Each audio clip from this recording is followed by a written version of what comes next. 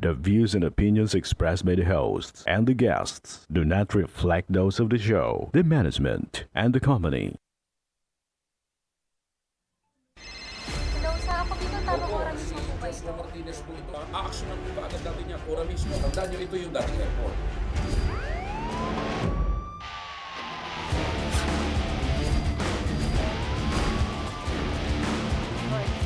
Ano namang kayong dalawa pinagchichismisan yung mga marites kayo, ha?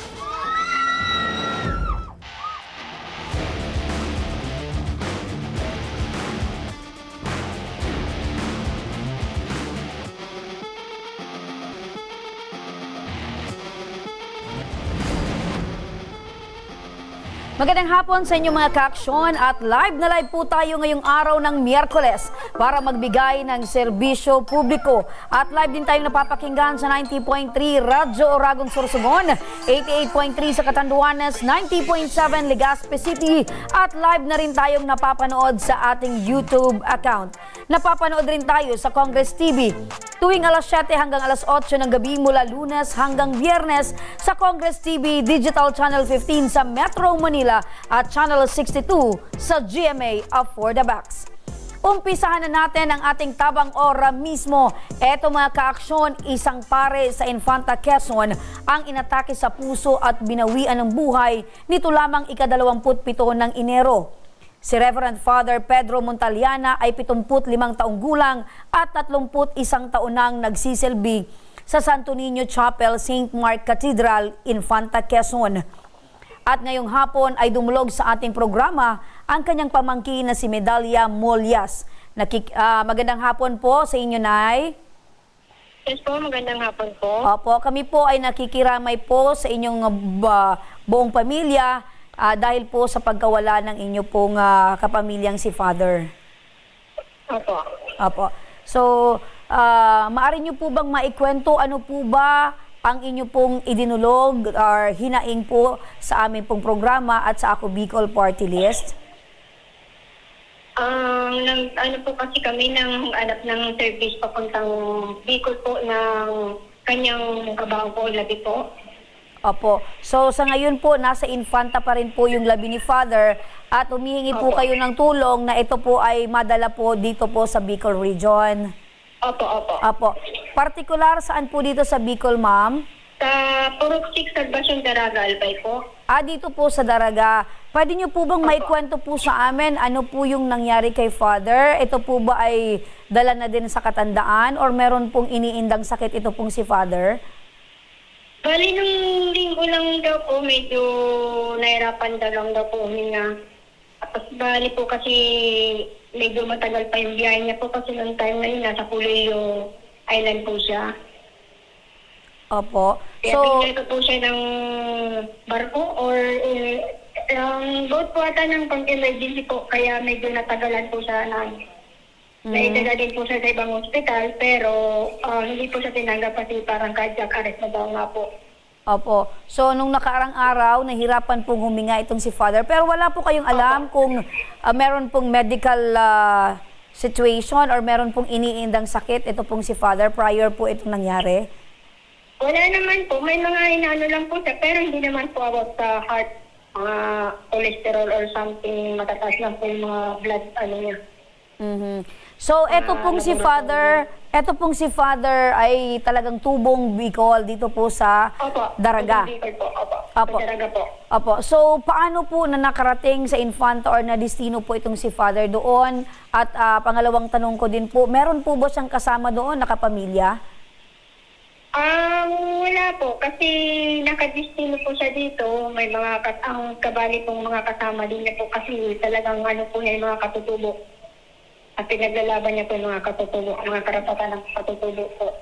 Opo. So si Father ay malapit po sa puso ng mga kapatid nating mga katutubo. Mga mahihirap pong talaga tao po. Ayun, opo. So, paano nyo po nalaman ito pong nangyari kay Father? Bali po nung gabi pa lang po, kausap po na po siya kasi taga-antipolo po ako, tumawag po sa telepono namin na dadalhin niya daw po siya dapat dun sa loaded na hospital po ng mga pare. Yun nga po, dahil po hindi na po kailangan ng emergency na may dinala sa hospital. Pero dun po sa may malapit na yun sa aming hospital po, may dala sa dun. Pero dead on arrival na din po talaga. So ibig sabihin, bago pa man po nangyari ito kay Father, nakausap nyo pa po siya? Opo, tapos nung umaga din po, nang sinasabi na niyang dadalhin po sa dun sa loaded po na nasa biyahe na sila, kausap po ng asawa ko, okay pa po siya. Pero na habang palapit ng palapit po ata, sabi ng mga kasamang pare, talagang parang nire-revive na nga po siya. Opo. Nasa ambulansya din po time na yun. Ano po yung findings ng doktor? Base po sa... Wala naman po yan po, sinabi lang po, bigla lang cardiac arrest lang po na ganun po. Ayun, cardiac arrest. Kung inyo pong i-describe ito pong si Father bilang tiyuhin, ano po ay yung hindi nyo po makakalimutan po sa kanya? Yung mga, siyempre po, sa pamilya po namin, lagi niya pong gusto magkakasama, reunion, mga payo niya po sa amin na laging kagay God lagi, huwag makakalimot sa Panginoon po. Ganun po. Yung pagmamahal niya sa mga tao, pagmamahal niya sa amin, lagi din po siya nandyan sa amin. Opo. Eto bang si Father ay nag-iisa pong pare sa inyo pong pamilya? Opo, nag-iisa po. Opo. So, si Father Pedro ay nag-iisang pare sa pamilya. Siya po ba ay kapatid ng tatay mo or ng nanay mo po? Ng mother ko po. Ng mother, opo. So, bata pa man, nakitaan na po ng pamilya niyo si Father na talagang malapit na po sa Diyos. Opo, opo. Opo.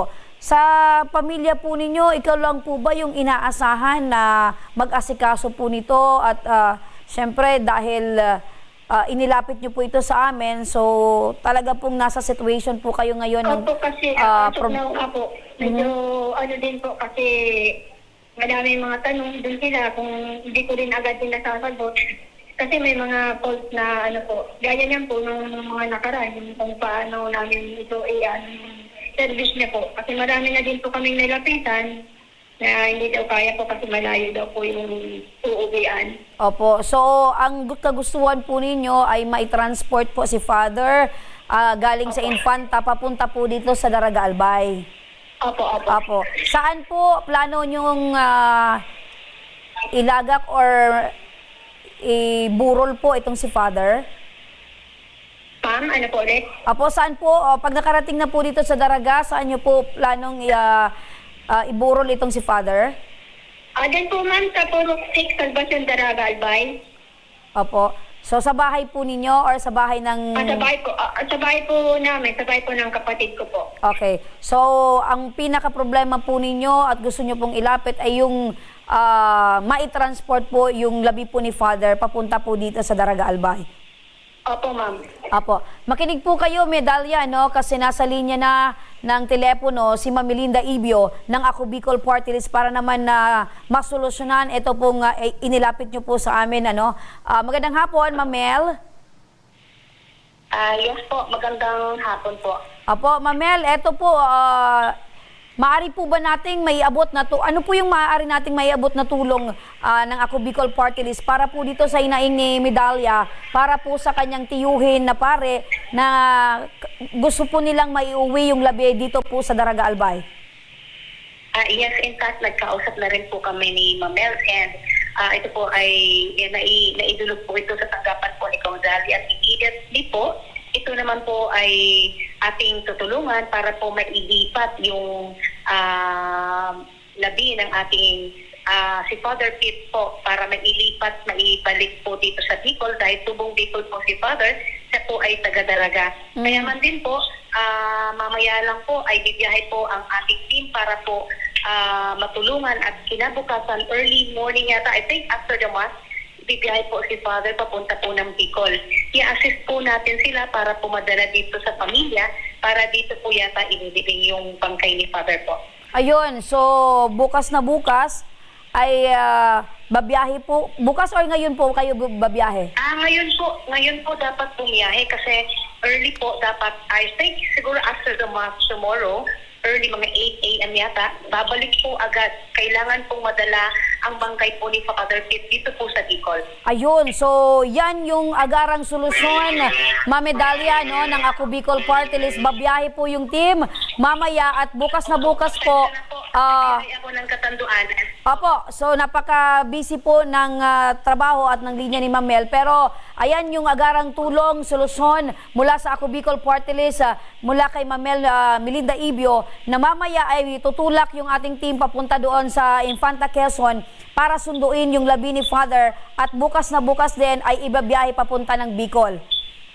Correct. Okay. So ano pa po, Mamel? Condolence po, ma'am. Condolence po. Apo. So ano pa po, Mamel, yung kailangan gawin po ng pamilya para naman po ay tuluyan na pong ito pong hinihingi nilang tulong ay matulungan na po sila? Okay po. Sabi rin po ng pamilya ay meron na din daw po itong permit para po maibiyahe yung labihin. So far okay naman na po. So ang gagawin na lang po natin ay i-assist natin sila para magbiyahe po yung ating team ngayon at para po bukas ng maaga nandiyan na po at kailangan din po pagkatapos ng mass ay nailipat at maibiyahe na po ang labi ni Father Pete dito sa Bicol. Papuntang Bicol po. Ayun, so lahat ay yung Ako Bicol Party List na yung bahala para maiuwi yung labi ni Father dito sa Bicol Region. Maraming salamat, Mamel. Maraming salamat din po. Yun, napakabilis ng pagtugon ng Ako Bicol Party List dito sa idinulog na hiningin tulong ni Medalia. Medalia? Hello? Yes po, ma'am. Apo, napakinggan niyo po si Mamel. Mamaya po ay... Opo. Maraming salamat po sa Ako Bicol Party List po. Okay. At mula po sa aming pamilya po. Opo. At meron din po kaming team na papapuntahin po namin, Medalia, sa Infanta Quezon upang personal po kayong sunduin at ihatid dito po sa Salvacion Daraga Albay. Opo, ma'am. Maraming salamat po. Opo. Sa muli po ay condolence po sa inyong pamilya. Opo. Maraming salamat po. Maraming salamat din po. Samantala, ito naman mga kaaksyon, Photoshop at sari-sari store ng isang residente sa Batang, Ligao City ang pinasok ng dalawang magnanakaw nitong ika-27 ng Enero. Ilang mga kagamitan na kuha umano ay isang professional camera, tablet at 5,000 piso mula sa sari-sari store. Huli rin sa CCTV footage ang dalawang magnanakaw na may dalang baril at kutsilyo. Ang buong pangyayaring ito, panoorin po natin.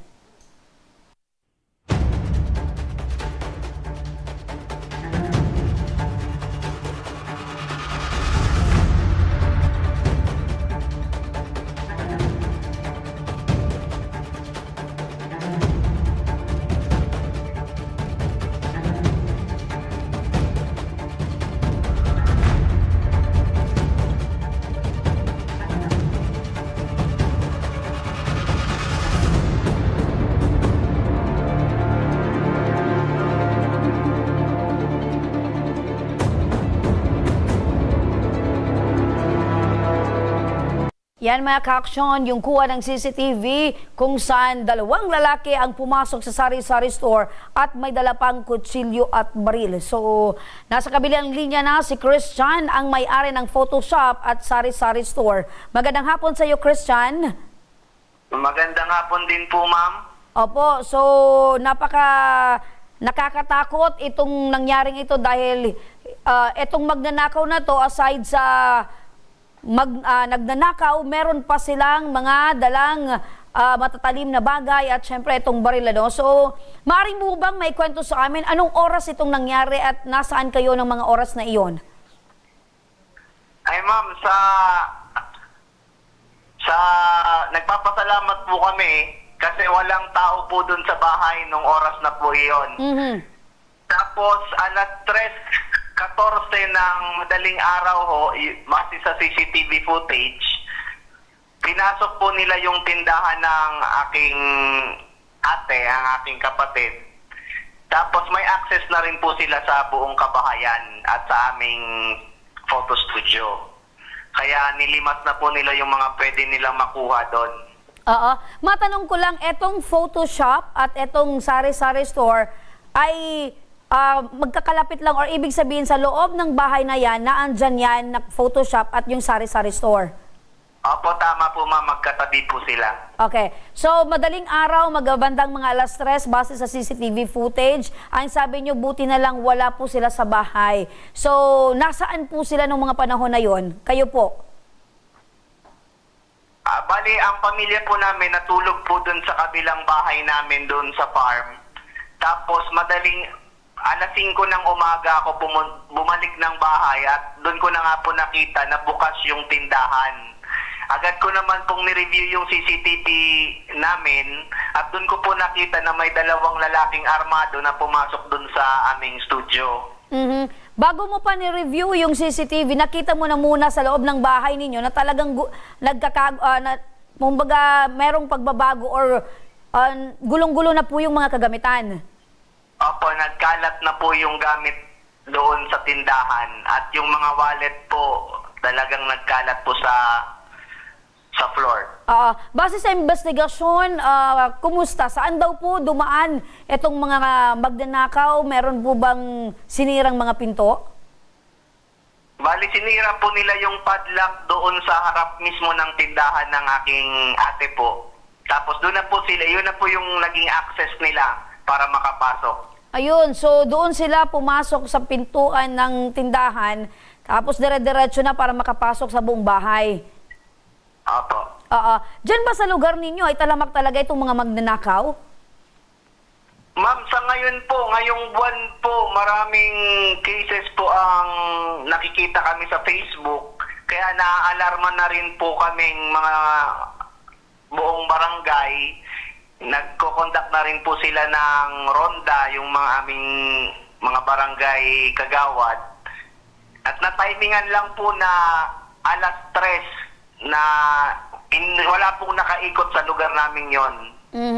Talaga yung magnanakaw, hindi lang daylight, kundi doon sa mga oras na talagang tulog na yung mga tao. Ito po bang nangyaring ito ay unang beses lang po ito nangyari sa inyo? Opo, first time po nang nangyari yan sa pamilya namin, ma'am. At sa bahay namin. Oo. Nasa magkano naman yung halaga ng mga gamit na nakuha po sa inyo? Mga around 20 to 25,000 po, ma'am, rough estimate. Okay, so 20 to 25,000, malaki din ito, no? Ito bang nangyari sa inyo ay naipabigay, alam nyo na po sa barangay at sa pulis? Opo, ma'am. Yung nung na-discover ko po, ma'am, na may forced entry na po at nanakawan na po kami, agad ko naman pinagbigay alam doon sa aming kagawad at the same time sa pulis na rin po at nag-conduct na rin po sila ng investigation doon. Ilang araw na din yung lumipas, sir, ano? Meron na po bang mga persons of interest? Sa ngayon po, ma'am, binibigay ko na po sa pulis yung investigation. Hinayaan ko na rin po yung ating kapulisan na gawin po nila yung trabaho nila. Apo. Sir, buti na lang po, wala pong nasaktan, di bali na yung mga gamit. Baka meron po kayong panawagan dito po sa dalawang taong itong pumasok po sa inyong bahay at nagnakaw. Ay, sa mga may masamang balak o kaya gumagawa ng mga masama katulad ng pagnanakaw, lumaban na lang kayo ng patas. At lahat naman tayo naghahanap buhay ng maayos ng marangal. Opo. Sana wag nang gumamit ng dahas. Pero sir, sa tingin po ninyo, eto po bang dalawang magnanakaw ay posibleng taga roon po sa lugar ninyo or posibleng namamanmanan po kayo na walang tao po sa bahay ninyo at umalis po kayo? Wala po akong idea, ma'am. Wala po akong idea tungkol kung tagasan man po sila. Opo. So, ano pa man yung nangyari, sir, ipagpasalamat na lang po natin na wala pong nasaktan sa pamilya po ninyo. Apo. With that po, sir, maraming salamat, Sir Christian Angelo. Eto naman, mga ka-aksyon, nasa kabilang linya na rin ang telepono si Kapitan Arnaldo Bangate, ang punong barangay ng Batang, Ligao City. Magandang hapon po sa inyo, Kapitan. Magandang hapon din mo. Opo. Kap, eto po yung nangyari po dyan sa isang residente po kung saan nanakawan po ang photoshop at sari-sari store. Ngayon po, Kap, ano po ba yung ginagawang aksyon ng inyo pong barangay para ito pong mga insidenteng ito ay hindi na po maulit? Yun po, madam, na pinangyarihan dyan, yung tindahan na yan, malapit lang po yan dito sa barangay hall. Kami naman po, madam, kapag nagronda, iniikot namin yung buong barangay. May Opo. kalakihan po kasi itong barangay Batang. Opo. Pero, Siguro po, nagkataon naman na alas 3 na yun, madam. Nung Sabado nga, nagronda kami, umuwi rin kami, mga pasado alas 3. opo, Hindi naman po. napakalakas ng loob ng mga itong magnanakaw na to, Kap, ano? Malapit pa sa barangay hall, pero talagang hindi po nila Opo, mga pinaligtas. 100 meters lang siguro. Oh, siguro, Kap. Nasa roadside pa naman yan. Opo, siguro, Kap, yung pagroronda po ninyo, ano yan, i-extend nyo na po hanggang alas 5 ng umaga. Hopefully, madam, dito sa amin, alas 3, may namamalingki na. Opo. Kaya parang siguro nakasara yung kwan, kaya hindi napansin ng mga nagdaraan dahil madaling araw na yun eh. Pero talagang napakalakas ng loob, madaling araw na, tapos malapit pa sa barangay. Pero Kap, gaano na po karaming reports ang natatanggap po ninyo patungkol po sa nakawan dyan po sa inyong barangay? Yung pagpasok po, madam, ng bahay, yung parang yung nangyari sa kanila, yun pa lang po naman, madam. Ayun. So first incident, Isolated case. po po, ito ng pagnanakaw dyan po sa inyong barangay, Kap? parating may nakawan dito, yung mga panabong na manok. Aha. So first time po ito na may pumasok sa bahay, pero karamihan po ay ang mga ninanakaw, mga panabong na manok. Opo, pero mangilan-ngilan lang naman, madam. Opo. Sa tingin niyo po, Pero Kap, yung pangyayari niyan, parang isolated case yan. Opo. Pero sa tingin niyo po, Kap, eto po bang magnanakaw na to ay taga dyan po sa inyong barangay or mga kalapit na barangay po ninyo? Hindi ko po, madam, masabi. Kaso importante talaga yan. Dapat mahuli yan eh. Opo. Para wala na silang Opo. So bilang barangay kapitan po ng barangay Batang, Kap, kung saan meron na pong nangyaring ganitong nakawan, ano po ba yung mga hakbang or plano po ninyo para naman na ay maiwasan po itong mga ganito pong insidente at yung seguridad po ng inyong mga residente ay dapat po ay hindi po maisaalang-alang? Ginagawa naman po namin, madam, yung pagrurunda halos gabi-gabi. Pero po yung pag-ikot namin, itong service ng barangay, mga 3 beses sa isang linggo. Opo. So mga 3 beses sa isang linggo, nagro-ronda yung sasakyan po ninyo. So, Pero yung tricycle, halos gabi-gabi po yan. so yung Simula 11 o'clock. Opo. So, ibig sabihin po nito, Kap, hindi naman po kayo nagkulang or nagpabaya po sa tinatawag na visibility po ng inyo pong mga tanod at mga opisyal po ng barangay. Hindi naman po, madam. Opo, dahil opo. ginagawa naman po namin yung trabaho bilang mga peacekeeping officer, yung mga tanod namin, yung pagrurunda para sa proteksyon ng aming residente. Opo. So, dahil dyan, Kap, ako po ay saludo po sa inyo dahil alam ko po na ginagawa nyo po ang inyong trabaho. Kaya lang talagang eto ay mga isolated cases lamang po. Pero nakita nyo po, Kap, yung CCTV footage? Opo, nakita ko, madam. Opo. So, hindi nyo po namumukhaan ito pong dalawang magnanakaw na baka po ay residente po ninyo? Hindi po, madam, dahil nakatakip lahat, madam, yung kana. Kahit na yung mata, may glass. Nakasunglass pa po. Opo. So wala pong nakakakilala dyan po sa barangay ninyo kasi meron po bagang mga tao na kahit nakatakip yung muka, sa kilo, sa galaw, talagang makikilala po. Sa ganun po, sa ngayon po, madam, wala pa kaming idea Opo. So kung kapag... taga dito, kung sino. Wala pa po kaming idea, madam. Opo. So ano na lang po, Kap, yung maaring asahan na tulong po nila Christian patungkol po dito sa nangyaring ito?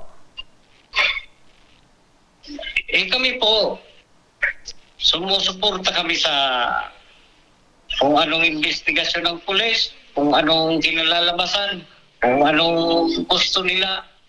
Nagsusuporta po kami, ang buong council po. Opo, meron po kayong panawagan, Kap, sa inyo pong mga residente para naman po ay hindi na po maulit ang ganito pong pangyayari or insidente dahil meron po baga tayong kasabihan na dapat bahay nyo, bantay nyo, gamit nyo, bantay nyo. Pero meron po talagang ganitong mga pangyayari na ginagawa yung lahat para lang po makapagnakaw. Salamat po, madam. Sa aking mga constituent, ang masasabi ko lang, ingatan natin ang anuman na pagmamayari natin, maging vigilante tayo kung may kapansin-pansin tayong kahina-hinalang kilos.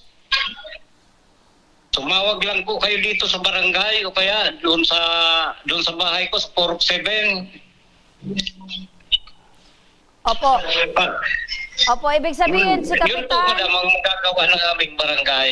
Opo. Dahil 24 oras naman Yun. po, yung barangay tanod namin. Opo, salamat po, Kap. Maraming salamat. Sabi ni Kap, kung kayo ay sa mga residente, 24/7 naman ang nakabantay yung barangay at syempre yung mga tauhan. Si Kapitan ay laging naandyan para magbigay ng tulong sa kanyang mga kababayan. Maraming salamat po, Kapitan Arnaldo Bangate, ang punong barangay ng Batang, Ligao City. Salamat din po, madam. Para naman sa maaring legal na aksyon, eto makakausap natin sa kabilang linya ng telepono si Police Lieutenant Colonel Herminio Olivares, ang hepe ng Ligao City Police Station.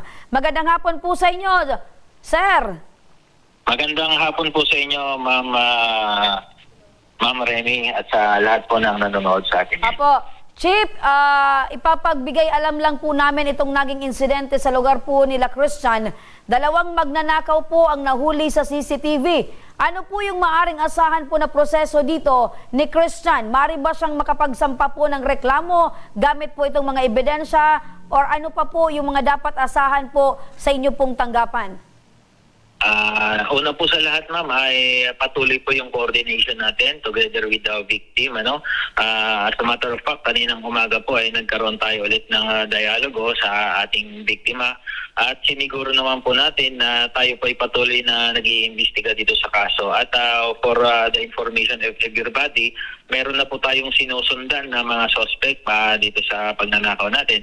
Kaya lang hindi po natin pwedeng i-divulge pa kung sino at saan, kung taga saan man ito. Kasi pagkat sensitibo po itong bagay nito, nang hindi po sila maalarma sa ating ginagawang investigasyon. Ayun. Nais ko din pong ipagbigay alam, ma'am, yung sa nawala po na more or less 5,000, yung camera at saka yung tablet, yun pong camera na L300 na ginagamit po ng ating biktima sa kanyang studio ay na-recover po doon sa Palayan after 1 day. Nakita po yan kinahaponan doon sa Palayan. So na-recovered na po yung hindi lang po nabanggit siguro ng ating biktima kanina during the interview, pero naibalik na po. So ang nawawala na lang po yung pera at saka yung tablet. Na-recover po sa isang palayan. Tama po? Sa isang Opo. Yes po, doon din po sa area, within sa Palayan area po, doon po nakuha yung camera. Siguro talagang ang gusto nitong mga suspect lamang ay ang pera at saka yung gadgets na makabago. Kaya siguro hindi nila lang i-operate yung camera, kaya iniwan na lang po nila.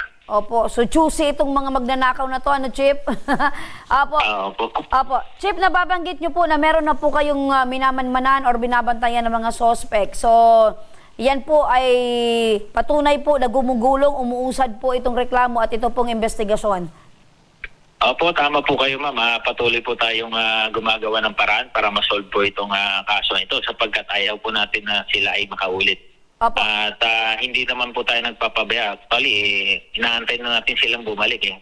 Opo. Kaya sana bumalik na sila para mahuli na po namin sila. Kasi at isa pa po yung atin pong biktima ay medyo busy saka na kwento po sa atin, medyo busy sa kanyang business po.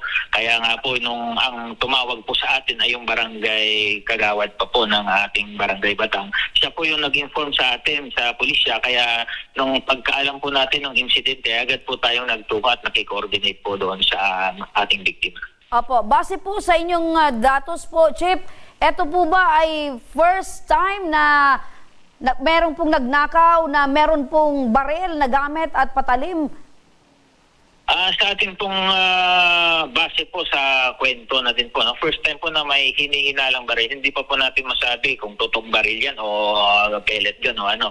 Pero base sa CCTV, meron nga pong replika o kahawig ng baril. So hindi natin tinasawalang sabi na talagang armado itong mga tao na ito, at saka may patalim pa talaga. Talagang kung may taong lalaban sa kanila, talagang ito ay kanilang sasaktan. Opo, So kasi ito po ay isolated case, usually po kasi ng mga pagnanakaw dito, yung sinasabi ni Kap kanina na nakawan po ng manok, ito po ay nahuli na ng ating provincial unit ng Albay, sa ibang bayan. So yung magnanakaw po dito, kaya kung mapapansin po, tumigil na po ito. Nahuli na po ito sa pakikipagtulungan na din po ng iba't ibang station together with the provincial unit po ng Albay. Nahuli na po yung mga magnanakaw na yun. ayun. So, Chief, baka meron po kayong mensahe o paalala po sa ating mga kababayan patungkol po sa mga ganitong sitwasyon na meron na pong mga nagnanakaw na meron pong patalim, at syempre yung mga tao pong meron pong mga pag-aari po ng mga bahay, syempre para naman po ay maiwasan ito pong mga nangyayari pong nakawan. Opo ma'am, sa ating pong mga kababayan na mayroon pong mga presto, may mga tindahan at umaalis po sa gabi, siguraduhin po natin unang-una yung lock po ng ating mga establishment ay i-improve po natin. So hindi ko naman sinasabi na walang lock o kung yung mga nawalan, pero improve po natin yung lock kasi ito po yung natin. Kung mahirap buksan yung isang establishment, hindi agad ito mapapasok. At sa palagay ko po, ito ay nagmanman sa kanila days before na ito ay pasukin kasi hindi naman yan agad-agad po papasok ng Remy na hindi nagmanman. Opo. Kasi alam na nila na madali lang buksan o pasukin yung establishmento, kaya ganun ay trinabaho na po nila. Tama, pwede ding nagpanggap din ito ng mga customer or kaya naman merong nakita sa mga post nila na sila ay wala doon sa loob ng bahay. Ganyan baga, Chief, yung dapat iwasan ng ating mga kababayan sa pagpo-post sa social media kasi maaring dyan din po nakamanman yung mga kawatan. At tama po kayo, Ma'am Remy, at idagdag ko na din po, kapag tayo po ay aalis sa ating mga pwesto, sa ating mga tindahan, huwag po tayo mag-iiwan ng mga mahalagang gamit sa loob.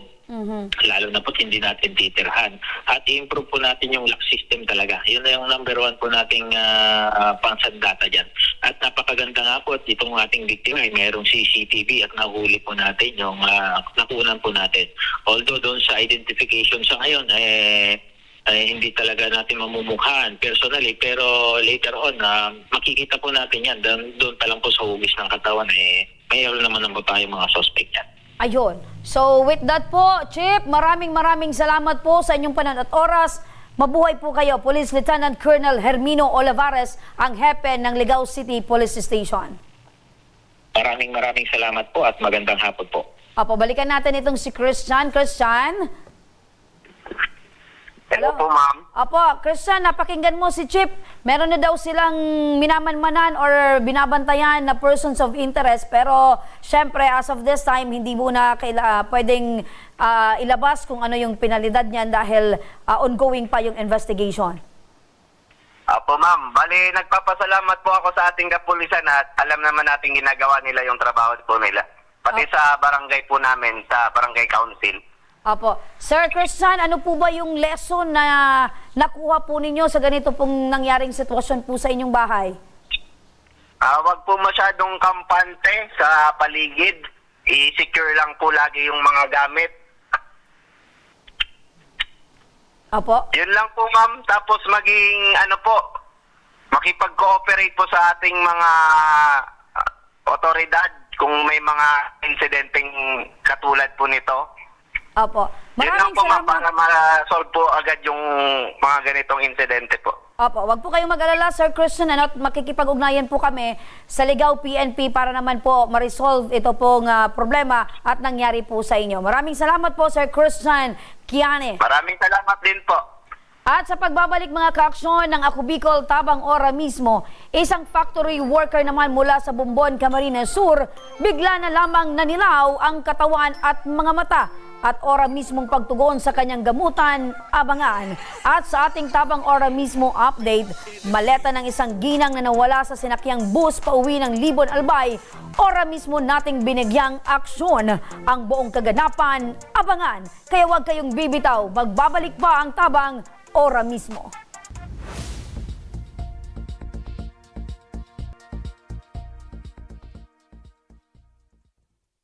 Marahin aldaw sa Indogabos. Ang aldaw na ini ay para sa Indo, para sa tuyang mga kababayang Bicolano na nangangaipuhan kan kalinga, asin manlain-lain na medikal na serbisyo. Ini po ang sa tuyang dalan para makapalhatod kan serbisyo maski guraano ini karayo o karani ang sa Indong kinamumugtakan. Ang Tarabangan Caravan ay saro pong inisyatibo kan Ako Bicol Party List na igwang layunin na darahon ang serbisyo medikal asin dental direkta sa saindong mga komunidad. Aram po niya to na daigabos may kakayahan o pagkakataon na makaduman sa ospital o klinika. Kaya't kami na po ang nagrarani sa Indo. Kaibahan ang matitibay na doktor, dentista, medical personnel, asin mga volunteer kan Ako Bicol Party List. Libre po gabos ang serbisyo medikal, dental, laboratory, asin mga bulong. Wala po kamo na dapat ihadit sa gastusin taini ay para sa indong kalusugan. Kaiba taman po ang satuyang programa ang libreng gupit asin masahe para sa satuyang mga kababayan. Maliban digdi, may local recruitment activity man kitangunyan. Ini po sarong biyaya para sa satuyang mga kababayan na nag-aanap kitrabaho. Sana po ay makatabang ini sa Indo. Tangani, makaanap ki mga bagong oportunidad para sa Indong pamilya. Mga kababayan, buya ko pong ipaabot sa Indo na ang Ako Bicol Party List permi yaon para sa Indo. Sadto ngunyan asin sa maabot. Kami po ay padagos paglilingkod sa bawat Bicolano. Kami po ay nagpapasalamat sa saindong padagos na suporta. Habang yaon ang suporta kan kada Bicolano sa Ako Bicol Party List, padagos po niya to dadarahon ang mga programa na direktang nakakapiktar asin nakakatabang sa Saindogabos. Sa giraray, dakulaw pasasalamat po sa indong pagtangkilig, asin pagtitiwala, naway padagos niya tong ipangaji ang mga kalusugan, asin kaligtasan kang bawat saro. Padagos po kitang magtarabangan, asin magkasararo para sa mas malusog, asin masiglang Bicolandia. Nakulang salamat po, asin maray na aldaw sa Indogabos.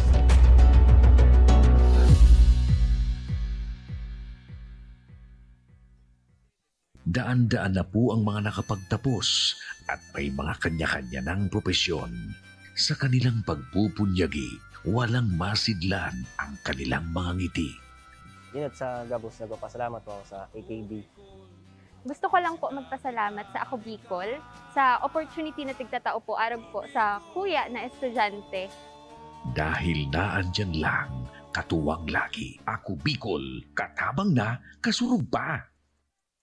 Hindi rin nagpahuli sa pagtugon sa mga pangailangan ng ating mga healthcare workers at mga frontliners. Sa simula pa lang nitong pandemya, hanggang sa ngayon, walang humpayang pagtulong. Ay nagpapasalamat po ako sa pagtaunin tabang hali sa ako Bicol Party List. Salamat kong dakula sa duwang congressman. Tayo nakakatabang sa mga sa gabi. Maaasahan. Ako Bicol. Katabang na, kasurug pa. Tucked away in the province of Albay, known for its perfectly shaped Mayon volcano, Misibis Bay Resort, a locally owned 5-hectare private island resort. The resort is ready for all those looking to balance tranquility and adventure. This tropical destination is where guests can either choose to relax under the palm trees or have an adventure under the sun. It features modern and luxurious rooms and villas, recreational facilities, and sophisticated services.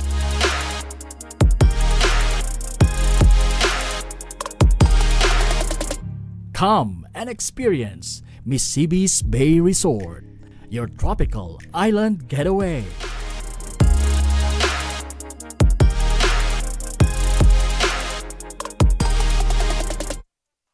Problema sa tubig, agarang binigyang solusyon.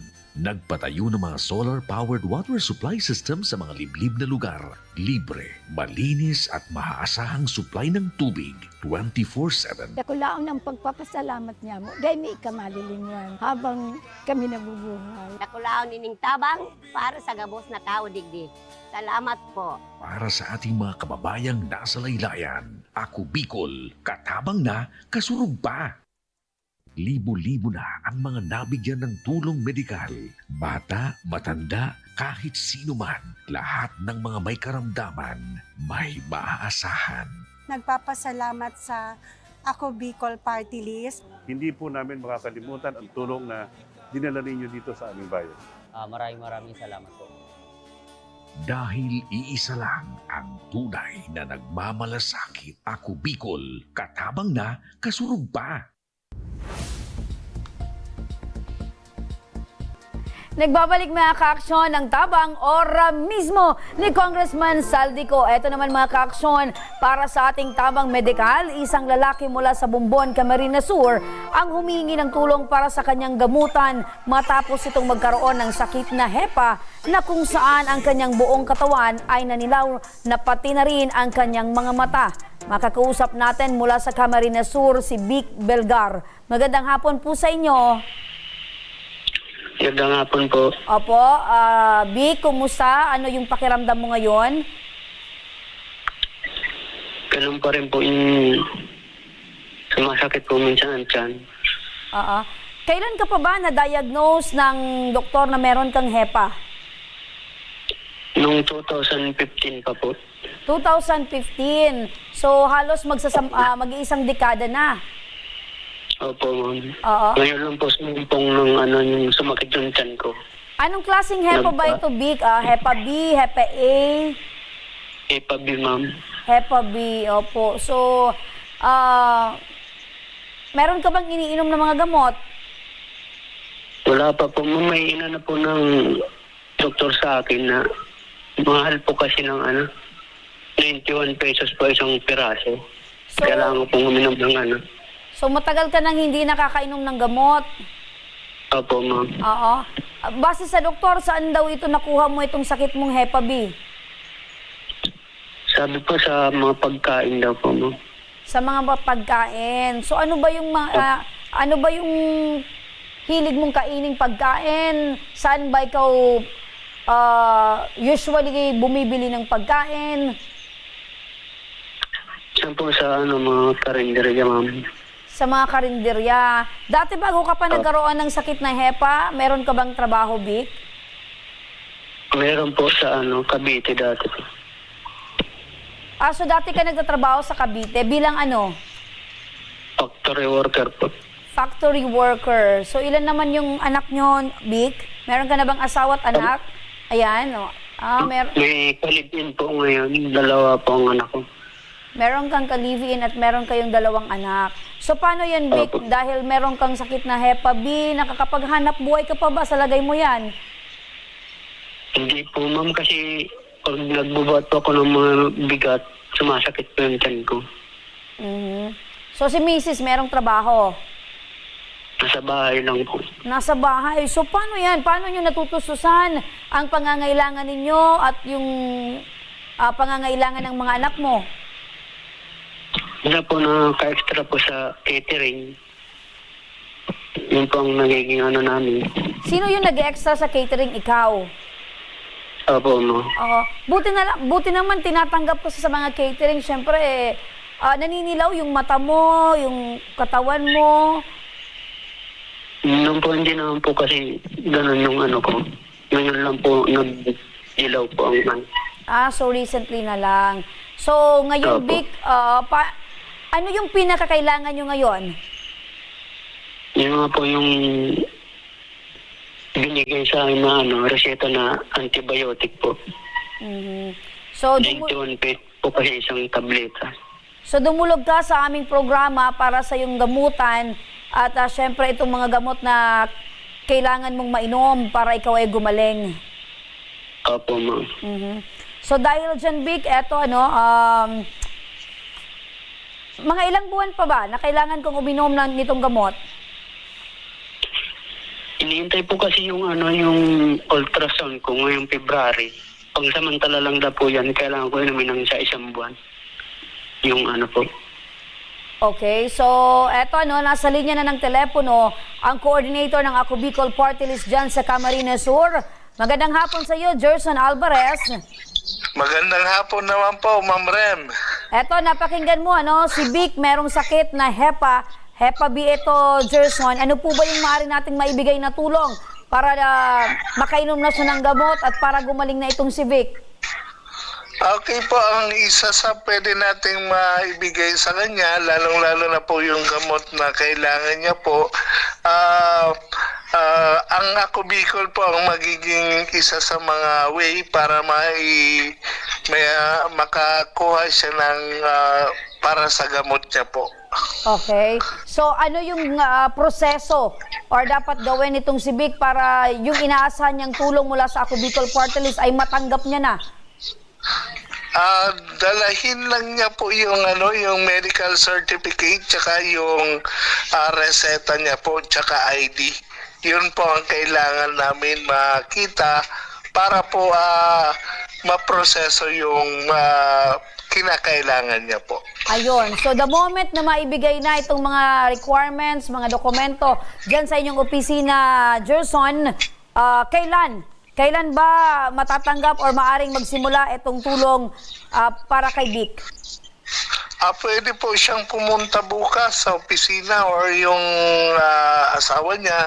Kung yun ang maglalakad, dapat po makapunta kaagad siya po para ma-priority yung pangangailangan niya. Ayun, Vic, napakinggan mo si Sir Gerson. Bukas na bukas, kung maaari ay pumunta na kayo o yung asawa mo para naman ay masimula na itong at may proseso na itong request ninyo para matulungan na po kayo at makapagsimula ka ng makapag-inom ng gamot. Opo. Aha. At huwag kang mag-alala, Vic, dahil magpapadala kami ng team dyan sa opisina ng Ako Bicol Party List para masamahan ka. Opo, salamat po. Okay. So maraming salamat din sa inyo, Gerson Alvarez, ang coordinator ng Ako Bicol Party List dyan sa Camarines Sur. Makikipag-ugnayan kami muli sa inyo, Gerson, para sa mga susunod na akbang na gagawin kay Vic. Opo, salamat din po. So, Vic? Hello? Yes, ma'am. Ano yung pakiramdam mo ngayon, Vic, na sasagutin na ng Ako Bicol Party List itong gamutan mo? Hindi po na ginawa po ako kasi po ano po yung gamot na kailangan ko pong inumin. So, tiwala lang, Vic, Tiwala lang, Vic, dahil kailangan nyo lang talagang maging disiplinado para sa pag-inom ng gamot ninyo dahil meron namang solusyon at kagalingan yung sakit ninyo, Vic. Opo. Excuse me po. Maraming salamat, Vic, sa inyong tiwala. Wait lang. Okay, maraming salamat sa tiwala, Vic. Mag-ingat po kayo. Kaya din po. Salamat po. Okay, mananatili po kami makikipag-ugnayan ng aming staff sa inyo pong opisina. Sa inyong opisina, Jorson Alvarez, salamat sa muli. Samantala mga ka-aksyon, kung inyong maalala mga ka-aksyon, isang ginang ang dumulog sa ating programa upang manawagan sa isang bus company or bus company matapos mawala ang maleta nito sa sinasakyang bus pauwi ng Ligaw. Kung paano natin ito binigyan ng aksyon, panoorin po natin sa ating Tabang Ora mismo update. Balik probinsya tuwing holiday. Ito ang nakagawian ng mga Pilipino. Kaya naman si May Ann ay lumuwas mula Laguna patungo ng Bicol. Dala-dala ang bagahe na naglalaman ng mahigit 20,000 halaga ng groceries at pangregalo para sa Pasko. Pero ang masaya sanang pag-uwi sa pamilya, bit-bit ang pangsorpresa, ay naglaho lang ng bigla. Habang hindi pa yung Pasko at New Year, nag-iipon na po talaga sila. Iniipon na nila yon hanggang sa pag-uwi nila ay madadala nila dito. Para po yung tito, tsaka yung mga pamangkin namin, mga kapatid ko. Para po yung dito sa aming lahat. Nung pagdating nila dyan sa may, sa may mata ko, tumawag sa akin kasi naiiyak sila. Pagbaba daw kasi nila ng matakon, wala na daw yung nila, bagahe. Sabi daw sa kanila ng konduktor, naibaba daw po sa ibang pasahero.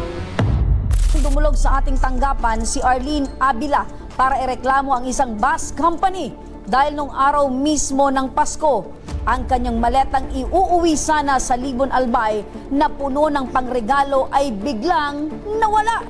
Ano po itong mga laman ng maleta pong nawawala ninyo, Nay? Mga grocery po at saka mga pangregalo sa mga pamangkin, damit, sapatos, tsinelas at saka mga laruan po. Agad ding tinawagan ng aming programa ang Regional Director ng Land Transportation Franchising and Regulatory Board na si Sir Joel De Feo para sa agarang aksyon. Alinsunod po sa obligation natin ng isang bus operator when it comes to contract of carriage, kailangan po makarating ang pasahero at ang kanyang bagahe safe and sound kung saan ang destino ng isang pasahero. I was assured by the management of the racing company, ng transport bus company, that they will settle the obligation to the passenger. Matapos ang programa, ay sinamahan na ng aming team si Arlene papuntang LTFRB Region 5 upang formal na makausap ang may-ari ng bus company. At personal na inarap ni Sir Joel De Feo sina Arlene Abila, ang representative ni May Ann Abila, at Jeric De Belen na asawa ni Shirley De Belen, maging ang tagapamahala ng Rosing Transport na si Ma'am Nancy Sudsod para sa kanilang formal na pag-uusap. Siguro prior to this meeting, nagkausap-usap naman kayo, no? Okay, so this is just to formalize at para ayusin natin and to close the case kung ano man po ang napagkasunduan. So ano na po ang prior arrangement ninyo? Ano ang nangyari? So may effort ba na malocate pa? Kasi last na feedback sa akin, tinitrace ninyo ito. Opo. So sa pakatanda mo, saan bumaba? Sa yung Ragay po. Ragay. Ragay Minahan. Sa Barangay Minahan. Okay, nakipag-coordinate mo kayo sa barangay? Wala pa po, sa lang po kami, sa social media lang po. Sa manifesto ninyo, sa mga ticket, may pangalan ba kung wala po mga sa Ragay? Pangalan po. Bakit anong ginamit lang ninyo yung ticket na kwan? Pero walang manifesto? Wala po. So ngayon, ipaalala ko sa inyo, under management, I will be issuing Regional Memorandum Circular requiring all bus operators to comply with this Memorandum Circular in 2015, requiring all bus companies to issue a stop, baggage stop. I will be issuing a Regional Memorandum Circular reiterating Memorandum Circular 2015-002. At any rate, ano na ang napagkasunduan ninyo? Sabi, magbabayaran po yung niya. So ano ang... po ninihingi dapat namin sa kanila. Napakataas ng declaration nang makuha yung bag, ito lang palang laman. So ayaw ko na magkahiyaan tayo dito. Kasi kahit ako, magagalit ako. At pagkatapos ng kanilang pag-uusap, nagkaroon ng kasunduan ang dalawang panig na babayaran ni Shirley de Belen sa halagang 15,000 piso si May Ann kapalit ng nawalang bagahe. Ako lang po, to be fair in all, I am here to settle. Pero kung hindi kayo magkasundo, dati na kayong nag-usap sa 15,000, hindi naman madali ang pagtulos ng 15,000 sa pare-pareho tayong ganitong level. O ngayon, pag pumayag ng 15,000, may dala kayong 15,000. O, yan, latagan tayo.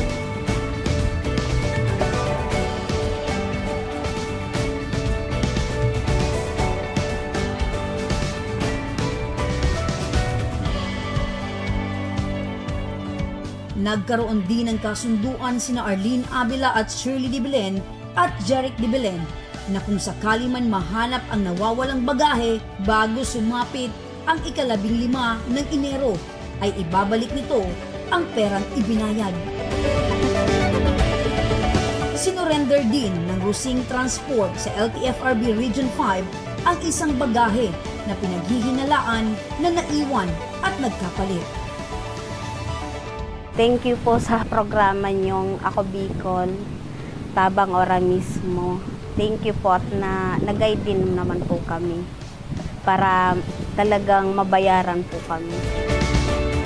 Malaki man ang panghihinayang ng pamilya sa pagkawala ng bagahe, mas malaki rin daw na leksyon ito para kay May Ann na huwag magpakampante sa tuwing babiyahe at maging maingat sa anumang oras.